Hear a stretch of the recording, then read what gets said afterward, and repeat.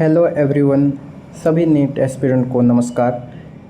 आज हम अपना body fluid and circulation chapter जो है उसको एनसीईआरटी के वर्ड टू वर्ड जो है इम्पॉर्टेंट टॉपिक्स, कॉन्सेप्ट और डेटा जो है उसको हम अच्छे से याद करेंगे, जिसमें आपको कोई भी दिक्कत और परेशानी नहीं आएगी। तो चलिए हम पढ़ना स्टार्ट करते हैं। बॉडी फ्लूइड एंड सर्कुलेशन का जो टॉपिक है, पहला टॉपिक है ब्लड। ब्लड जो होता है वो फ्लूइड कनेक्टिव टिश्यू होता है, जिसमें फ्लूइड मैट्रिक्स पाया जाता है, प्लाज्मा पाया जाता है और फॉर्म्ड एलिमेंट्स पाए जाते हैं। फॉर्म्ड एलिमेंट्स में आरबीसी, डब्ल्यूबीसी और प्लेटलेट्स होता है। तो जो 55% of the blood, 55% of the blood जो है उसे प्लाज्मा बोलते हैं। ब्लड का जो 55% भाग है या पार्ट है उसे प्लाज्मा बोला जाता है। और प्लाज्मा जो होता है एक्स्ट्रा कलर होता है, विस्कस कलर, येलोइश, हल्का येलोइश कलर होता है। प्लाज्मा जो है फॉर्म करता है मिनरल्स, वाटर हो गया 92% जो है प्लाज्मा में वाटर पाया जाता है। प्रोटीन 6 to 8% होते हैं। ऑर्गेनिक कंपाउंड्स हो गए ग्लूकोज, लिपिड्स एट्सेट्रा। यहाँ पास बात करें प्रोटीन की। प्रोटीन जो होता है वो प्लाज्मा में प्रोटीन भी पाए जाते हैं काफ़ी सारे, जिसमें फिब्रिनोजन पहला प्रोटीन है, ग्लोबुलिन्स एंड एल्ब्यूमिन्स। इनकी अगर बात करें तो फिब्रिनोजन हेल्प करता है क्लॉटिंग ऑफ ब्लड को क्लॉट करता है। अगर कोई भी इंजरी एक्सीडेंट हो गया तो उस जगह पर किसी भी पर्सन को ज़रूरत होती है खून बहे ना, तो उस पर क्लॉट करने का काम फिब्रिनोजन हेल्प करता है, जो प्लेटलेट्स में पाया जाता है। ग्लोबुलिन्स जो होता है वो डिफेंस मैकेनिज्म है और एल्ब्यूमिन्स ऑस्मोटिक बैलेंस मेंटेन करता है। सीरम की अगर बात करें, सीरम वो चीज़ है जहाँ प्लाज्मा से अगर क्लॉटिंग फैक्टर हटा दिया जाए तो उसे सीरम बोलते हैं, जो इनएक्टिवेट फॉर्म में रहता है। चलिए तो यहाँ देख लेते हैं, इरिथ्रोसाइट्स जो है यहाँ पाया गया है 45% ऑफ द ब्लड में। प्लाज्मा है 55% ऑफ ब्लड। यहाँ कोटिंग होने लगी है ल्यूकोसाइट्स और प्लेटलेट्स की, लेस देन 1% होता है टोटल ब्लड में। तो कन्फिग्रेशन का यहाँ पार्ट दिखाया गया है हमको। आगे का पार्ट है फॉर्म्ड एलिमेंट्स और इरिथ्रोसाइट्स। फॉर्म्ड एलिमेंट्स जो होते हैं इरिथ्रोसाइट्स, ल्यूकोसाइट्स और प्लेटलेट्स को बोलते हैं। यहाँ समझने वाली बात ये है कि इरिथ्रोसाइट्स जो है उसे आरबीसी को इरिथ्रोसाइट्स भी बोला जाता है। एडल्ट मैन में आरबीसी की जो नंबर्स होते हैं वो 5 से 5.5 मिलियंस पर मिलीमीटर क्यूब ऑफ ब्लड होता है। न्यूक्लियस जो होता है वो बाइकॉन्केव होता है शेप में। न्यूक्लियस बाइकॉन्केव होता है शेप में। इंपॉर्टेंट पॉइंट है, रेड क्यों होता है ब्लड? ड्यू टू हीमोग्लोबिन, जो कि 12 to 16 ग्राम पर ml ऑफ ब्लड पाया जाता है एक अडल्ट ह्यूमन में। और रोल इसका है, इरिथ्रोसाइट का गैसेस को ट्रांसपोर्ट करता है। गैसेस का ट्रांसपोर्ट मतलब कि ब्लड जो है आपके पूरे शरीर में जाएगा तो उसमें ऑक्सीजन ट्रांसपोर्ट होगा, ऑक्सीजनेटेड ब्लड ट्रांसफ़र होगा और हार्ट से लंग्स में जाएगा, लंग्स से पूरी बॉडी पार्ट्स में जाके पूरे बॉडी पार्ट्स में ये फैल जाएगा। और लाइफ स्पैन की अगर बात करें तो लाइफ स्पैन जो होती है 120 डेज होती है आरबीसी की। बोन मैरो में आरबीसी का फॉर्मेशन होता है और स्प्लीन में इसका 120th डे जो है स्प्लीन में ये मर जाते हैं। बात करें ल्यूकोसाइट्स की तो ल्यूकोसाइट जो होता है कलरलेस होता है, क्योंकि इसमें हीमोग्लोबिन नहीं होता। शॉर्ट लिव्ड होता है, 6000 to 8000 पाए जाते हैं एक माइक्रोमीटर ब्लड में। 6000 to 8000 पर मिलीमीटर क्यूब ब्लड पाया जाता है। न्यूक्लिएटेड होते हैं। न्यूक्लिएटेड कौन नहीं होता, ये क्वेश्चन अगर पूछे तो आरबीसी नॉन न्यूक्लिएटेड है और ल्यूकोसाइट्स डब्ल्यूबीसी न्यूक्लिएटेड है। डब्ल्यूबीसी की अगर बात करें तो डब्ल्यूबीसी के 2 टाइप होते हैं। इनमें से है ग्रेनुलोसाइट पहला है जिसमें ग्रेनुल्स पाया जाता है, और दूसरा है ए ग्रेनुलोसाइट जिसमें ग्रेनुल्स एब्सेंट होते हैं। न्यूट्रोफिल्स ग्रेनुलोसाइट्स में आ गया। न्यूट्रोफिल्स जो परसेंटेज में अगर बात की जाए तो न्यूट्रोफिल्स 60 to 65% होते हैं। आगे हम इसकी बात करेंगे। इसिनोफिल्स हो गया और बेसोफिल्स हो गया। न्यूट्रोफिल्स मोस्ट अबंडेंट है, सबसे ज़्यादा मात्रा में पाया जाता है और फाइगोसाइटोसिस इसका फंक्शन होता है। इसिनोफिल्स इम्यून रिस्पॉन्स शो करता है इन्फेक्शन के दौरान। बेसोफिल्स जो है वो लीस्ट अबंडेंट बेसोफिल्स है, जो कि पाया जाता है 0.5 to 1%। हिस्टामिन, सेरोटोनिन और हेपेरिन ये कंटेन करता है, जो बेजोडाइलेटर, बेजो कंस्ट्रिक्शन और जो है हेपेरिन एंटीकोगुलेंट में हेल्प करता है। बात करें हम ए ग्रेनुलोसाइट की, ए ग्रेनुलोसाइट जो है उसमें लिम्फोसाइट्स आ गया जिसमें बी और टी सेल्स पाए जाते हैं। बी लिम्फोसाइट्स और टी लिम्फोसाइट जो इम्यून रिस्पॉन्स में हेल्प करता है। और मोनोसाइट जो हो गया ये लार्जेस्ट WBC है मोनोसाइट जो फैगोसाइटोसिस करता है। तो फैगोसाइटोसिस यहाँ जो फंक्शन है वहाँ मोनोसाइट्स और न्यूट्रोफिल्स दोनों का है। फैगोसाइटोसिस जो किसी भी फॉरेन पार्टिकल्स या फॉरेन सेल्स जो अपने इम्यून रिस्पॉन्स में चले जाएंगे तो हमारा इम्यून रिस्पॉन्स करेगा और सेल ये जो है मोनोसाइट्स और न्यूट्रोफिल्स को फैगोसाइट करके इनगल्फ कर लेगा और फॉरेन पार्टिकल्स को मार देगा। बात करेंगे अब परसेंटेज कितने होते हैं WBC के। तो न्यूट्रोफिल्स जो होता है वो 60 to 65% होता है, मोस्ट अबंडेंट इसीलिए बोला गया था। बेसोफिल्स जो होता है सबसे कम मात्रा में पाया जाता है 0.5 to 1%, इसलिए इसको लीस्ट अबंडेंट बोला जाता है। और मोनोसाइट जो होता है वो 6 to 8% पाया जाता है। इसिनोफिल्स जो होता है 2 to 3% पाया जाता है। लिम्फोसाइट जो हो गया 20 to 25% पाया जाता है। बात करें इसकी ट्रिक याद करने की, तो ट्रिक इसकी है कि नेवर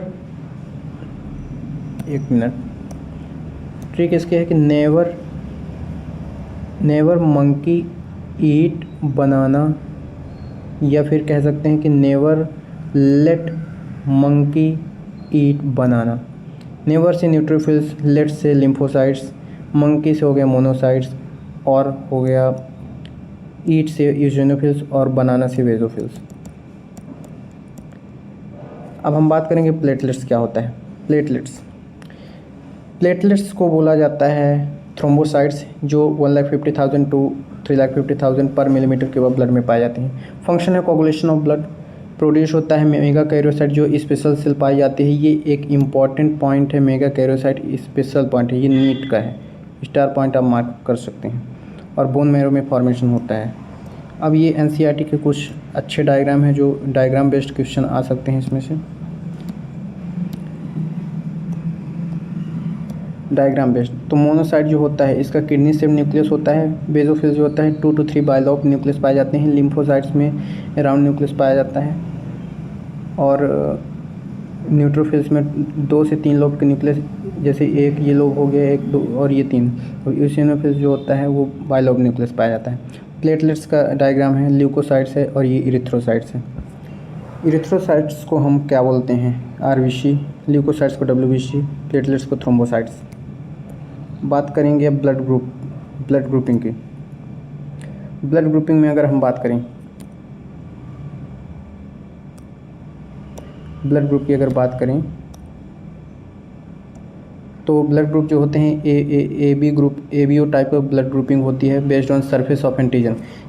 ब्लड ग्रुप के सरफेस में कौन से एंटीजन प्रेजेंट हो उस पर आधारित है ब्लड ग्रुप कौन से है। ब्लड ग्रुप A में एंटीजन A पाया गया था और ब्लड ग्रुप B में एंटीजन B पाया गया था। तो यहाँ ब्लड ग्रुप A है, B है, AB है और O ब्लड ग्रुप है। 4 तरह के ब्लड ग्रुप, जिसमें A में एंटीजन A पाया गया है, RBC में एंटीजन होता है RBC के सरफेस, B में B एंटीजन, AB में A एंटीजन और B एंटीजन, और O में कोई भी एंटीजन नहीं पाया जाता, इसलिए इसे 0 से आप याद रखेंगे कि 0 है, कोई भी एंटीजन नहीं पाया गया है इसमें। एंटीबॉडी जो होती है, एंटीबॉडी A ब्लड ग्रुप में एंटी-B एंटीबॉडी होती है, क्योंकि B जो ब्लड ग्रुप है A को नहीं दे सकता, नहीं तो एंटी-B एंटीबॉडी उस पर अटैक करके क्लॉटिंग करा देगी। और B ब्लड ग्रुप में एंटी-A एंटीबॉडी होती है, और एंटीबॉडी जो होती है AB ब्लड ग्रुप में कोई भी नहीं होती, नील इसे हम बोलते हैं, नील। और जो है O में एंटी-A और एंटी-B एंटीबॉडी पाई जाती है। बात करेंगे डोनर कौन कौन से हो सकते हैं ग्रुपिंग वाइज। तो डोनर जो होगा A दे सकता है, O दे सकता है। O हमेशा सबको दे सकता है क्योंकि उसमें एंटीजन होता नहीं, तो क्लॉटिंग का कोई सवाल ही नहीं उठता। B में B और O दे सकते हैं। AB में A देगा, B देगा, AB देगा और O, इसीलिए इसको बोला जाता है यूनिवर्सल रेसिपिएंट, सबको एक्सेप्ट कर लेगा। और O जो है सबको दे देगा, तो इसलिए O को बोला जाता है यूनिवर्सल डोनर। और रेसिपिएंट की बात करें, रेसिपिएंट A और AB है, B में B और AB ब्लड ग्रुप है, AB से ही ए लेगा, और ओ जो है ए बी और ओ दे सकता है, ब्लड ग्रुप ले सकता है। ओ ब्लड ग्रुप ए से ले सकता है, बी से ले सकता है, ए बी से ले सकता है, ओ क्यों ले सकता है? क्योंकि ए में जब कोई एंटीजन प्रेजेंट नहीं है तो ओ इसको मतलब ही नहीं है कि एंटीजन होता क्या है। जब ये जानता नहीं है एंटीजन होता क्या है तो सभी ए बी ब्लड ग्रुप सब दे सकते हैं, क्योंकि उसको मालूम ही नहीं कि एंटीजन क्या होगा। तो यहाँ साफ तौर पर लिखा हुआ है कि यूनिवर्सल डोनर जो होगा वो ओ होगा और यूनिवर्सल रेसिपिएंट या acceptor A B blood group. अब बात करेंगे RH ब्लड ग्रुपिंग की। RH ग्रुपिंग है also present in rhesus monkey में पाया गया था पहली बार। RH एंटीजन अगर प्रेजेंट है तो उसे RH पॉजिटिव बोलेंगे। 80% पॉपुलेशन होती है इसकी ऑल ओवर वर्ल्ड, और अगर एब्सेंट है RH एंटीजन एब्सेंट है तो RH नेगेटिव। तो RH नेगेटिव पर्सन में RH ब्लड ग्रुप और तो एंटीबॉडीज फॉर्म होगी against RH antigen. RH negative अगर पर्सन है तो उसमें एंटीबॉडीज़ फॉर्म हो चुकी होंगी RH against antigen. It means RH positive जो है वो ब्लड नहीं दे सकता RH नेगेटिव को, नहीं तो उस पर एंटीबॉडीज़ फॉर्म हो चुकी हैं तो वो पहले ही क्लॉट कर देगा। जिसमें केस आता है इरिथ्रोब्लास्टोसिस फेटालिस। इरिथ्रोब्लास्टोसिस फेटालिस जो केस है इस पर बात करेंगे अगर, तो ये RH incompatibility between RH negative blood of pregnant mother और RH positive of foetus. Pregnant mother में RH नेगेटिव थी प्रेग्नेंट मदर, और फीटस जो था RH पॉजिटिव, उस पर सेकंड प्रेगनेंसी पर इफ़ेक्ट पड़ता है as mother blood forms antibodies against RH antigen. अब पहली प्रेगनेंसी हुई तो जो प्लेसेंटा से ब्लड था वो मदर के स्टमक में या पेट में कह सकते हैं रह गया था, जिस पर RH पॉजिटिव कभी एक्सेप्ट ही नहीं कर सकती RH नेगेटिव ब्लड, तो उस पर RH एंटीबॉडीज़ फॉर्म हो चुकी थी। तो जब सेकंड प्रेगनेंसी होगी तो बच्चा जो होगा वो जॉन्डिस से प्रताड़ित हो जाएगा, क्योंकि वो कभी मदर की बॉडी कभी RH पॉजिटिव देखी नहीं थी। कोगुलेशन ऑफ ब्लड का कोगुलेशन कैसे होता है यहाँ पास हम देखेंगे। इन रिस्पॉन्स टू इंजरी जब होती है तो ब्लड को प्रिवेंट करने के लिए in response to injury by the prevention of blood को लॉस को रोकने के लिए a dark reddish brown scum is formed. तो कैसे फॉर्म होता है? फिब्रिनोजन की हेल्प से। Clot is formed by the network of thread that is fibrin.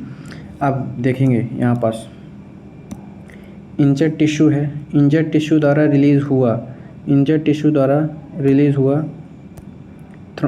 हुआ थ्रोम्बोप्लास्टिन। इंजर्ड टिश्यू द्वारा रिलीज हुआ thromboplastin by the help of calcium ions. तो थ्रोम्बोप्लास्टिन प्रोथ्रोम्बोकाइनेज बनाया, प्रोथ्रोम्बोकाइनेज कैल्शियम इनएक्टिव हेपेरिन जो है थ्रोम्बिन बना,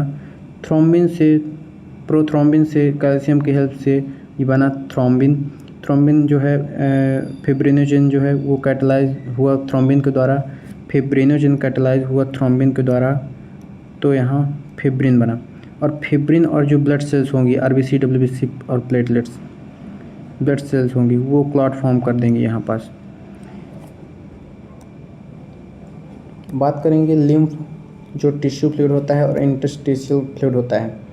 लिम्फ जो होता है वो कलरलेस होता है। लिम्फ कलरलेस फ्लूइड है जो लिम्फेटिक सिस्टम में पाया जाता है। इट मीन्स ये क्वेश्चन आ सकता है कि लिम्फेटिक सिस्टम में जो फ्लूइड पाया जाता है उसे क्या बोलते हैं? तो उसे लिम्फ बोलते हैं। जो लिम्फोसाइट्स रिस्पॉन्सिबल होता है इम्यून रिस्पॉन्स के लिए, और सेम मिनरल्स डिस्ट्रीब्यूशन होता है प्लाज्मा में। फंक्शन होता है exchange of gases and nutrients between blood and cells and carrier of hormones. Circulatory pathway की अगर बात करें तो सर्कुलेटरी सिस्टम जो होता है ओपन टाइप होता है और क्लोज टाइप होता है। ओपन टाइप में जो ब्लड होता है वो फ्लो करता है थ्रू बॉडी कैविटी साइनसेस के थ्रू, डायरेक्ट कांटेक्ट करता है टिश्यू के साथ, लो प्रेशर का होता है, स्लो और लेस एफिशिएंट होता है। एग्जांपल है आर्थ्रोपोड्स और मोलस्का, इसके मेन एग्जांपल हो गए।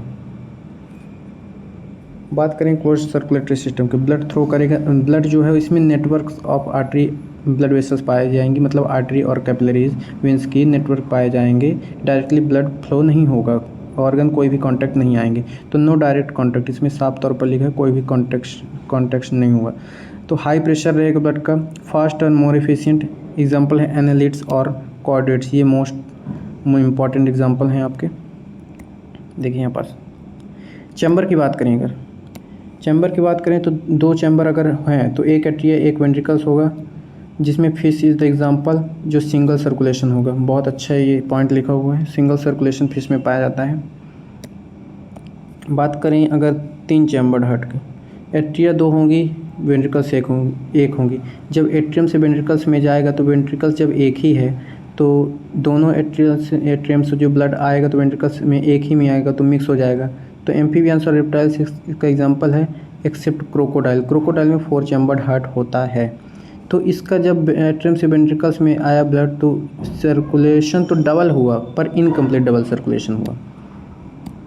बात करेंगे 4 चैम्बर्ड हार्ट की, 2 एट्रियम 2 वेंट्रिकल्स पाए जाएंगे। क्रोकोडाइल, बर्ड्स और मैमल्स इसका एग्जांपल है, इसमें डबल सर्कुलेशन देखा जाएगा।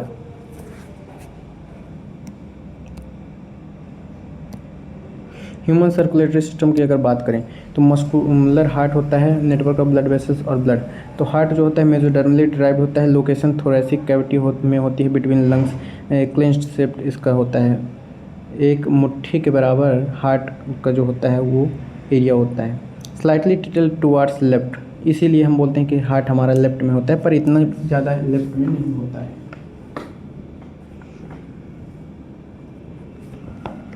बात और पेरिकार्डियम जो होती है डबल वॉल्ड मेम्ब्रेन होती है, जिसे पेरिकार्डियम बोलते हैं, जो कंटेन करती है पेरिकार्डियल फ्लूइड। और 4 चैम्बर जो हैं, 2 स्मॉलर को एट्रिया बोलते हैं और लार्जर को वेंट्रिकल्स जो नीचे होते हैं सेपरेटेड। बात करें अगर हम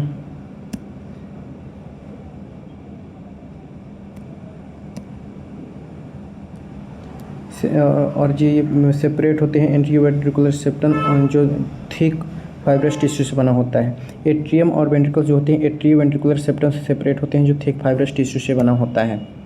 चलिए तो हार्ट का मेन फंक्शन देखते हैं। Main function of heart that is, इसे हम सुपीरियर वेना केवा बोलेंगे। दिस पार्ट, ये लंग्स का पार्ट है और यहाँ से लंग्स जो है पल्मोनरी वेन निकली हुई है, pulmonary veins from lungs. Mitral valve जिसे बाइकस्पिड वाल्व बोला जाएगा, बाइकस्पिड वाल्व बोला जाएगा। और एयोटिक वाल्व है और ये वेंट्रिकुलर सेप्टम है यहाँ पास, जो बहुत ज़्यादा थिक होती है वेंट्रिकुलर सेप्टम, ये आपको दिख रही है। यहाँ से राइट वेंट्रिकल से ब्लड जाएगा लंग्स में जाएगा पल्मोनरी आर्टरी के थ्रू, और पल्मोनरी आर्टरी के थ्रू लंग्स में जाके पल्मोनरी वेन्स के थ्रू ब्लड जो है वो लेफ्ट एट्रियम में आएगा। जब लेफ्ट एट्रियम में आया, लेफ्ट एट्रियम से एओर्टा के थ्रू बॉडी पार्ट्स में सबमिट हो गया। आगे की बात करते हैं। ट्राइकस्पिड वेल्व जो होती है वो पाई जाती है राइट एट्रियम और राइट वेंट्रिकल्स के बीच। यहाँ पास देखिए वेल्व्स हम आपको दिखाने का प्रयास करते हैं। राइट एट्रियम और राइट वेंट्रिकल्स के बीच ये वेल्व है, ये आपकी वेल्व है, ये पोजीशन ट्राइकस्पिड वेल्व। बाइकस्पिड और मिट्रल वेल्व जो होती है लेफ्ट एट्रियम और लेफ्ट वेंट्रिकल्स के बीच पाई जाती है बाइकस्पिड वेल्व, ये बाइकस्पिड वेल्व होती है। सेमिलुनार वेल्व जो है राइट और लेफ्ट वेंट्रिकल्स और पल्मोनरी आर्टरी और एटा के बीच में पाई जाती है, जो बॉडी पार्ट्स में ब्लड ट्रांसपोर्ट करने का काम करती है। वेंट्रिकल्स वॉल जो होती हैं वो थिक होती हैं एट्रियल वॉल से।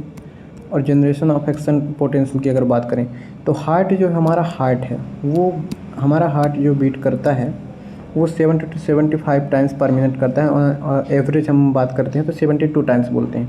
साइनोएट्रियल नोड जो है वो हार्ट को बीट कराने में हेल्प करता है, और पेस मेकर ऑफ हार्ट इसीलिए इसको बोला जाता है। लोकेशन होती है upper right corner of right atrium.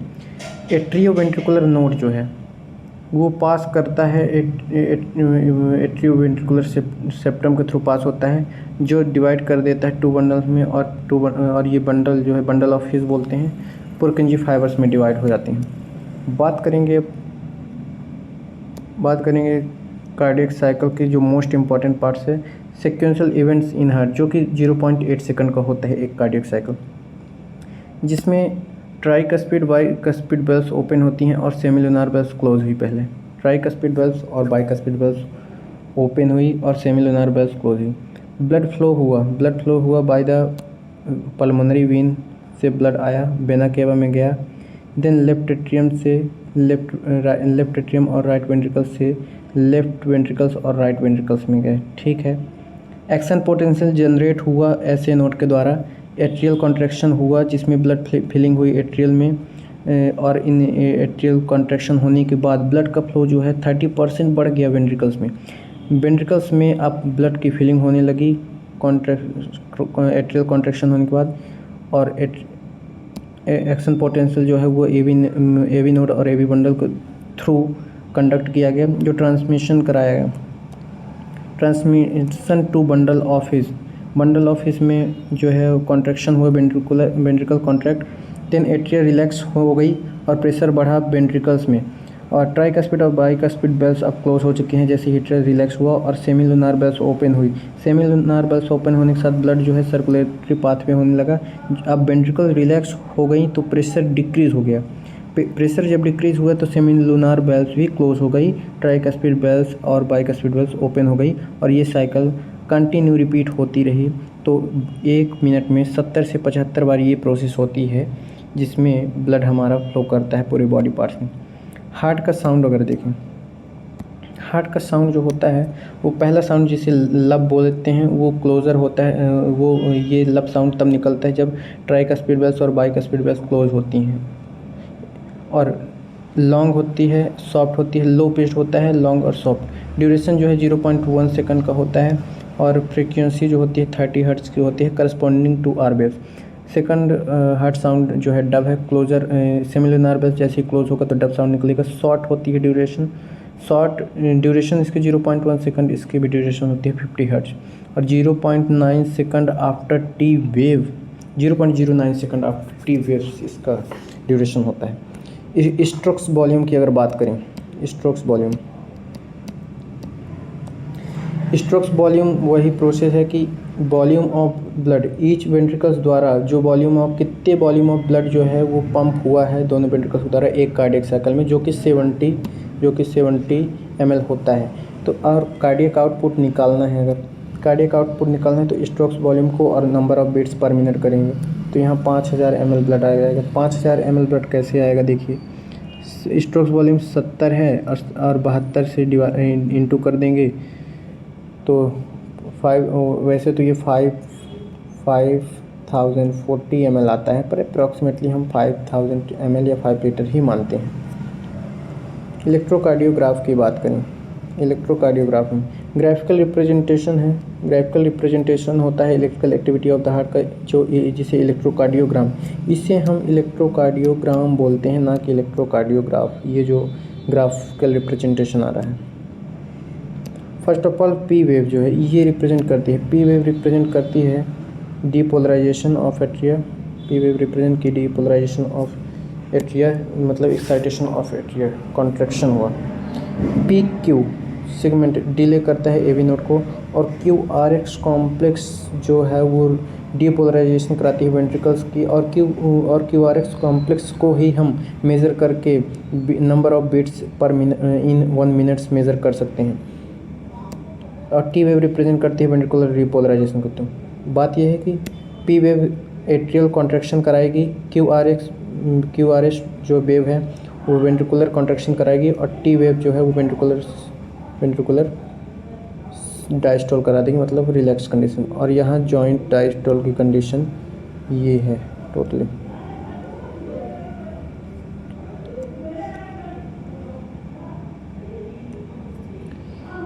अब यहाँ से एल्विलाई में जो एयर आई और एयर बाहर गई एल्विलाई से, तो पल्मोनरी वेन के थ्रू ये हार्ट में पहुँची, देन सिस्टमैटिक आर्टरी के through body parts systematic veins के थ्रू फिर से हार्ट में गई, और हार्ट से जो है वो पल्मोनरी आर्टरी के थ्रू लंग्स में चली गई।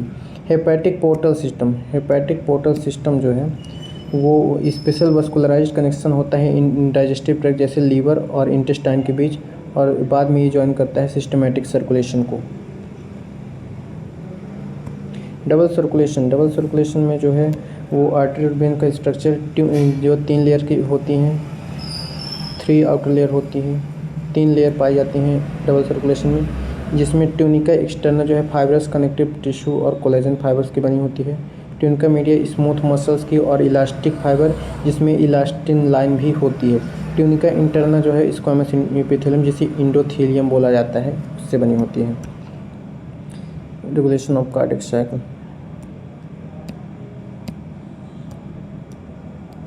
Regulation of cardiac cycle auto regulatory होते हैं नोडल टिश्यू जो मायोजेनिक हार्ट में होता है। मेडुलर ऑब्लोंगेटा एएनएस जो है वो मॉडरेट करता है कार्डियक फंक्शन को।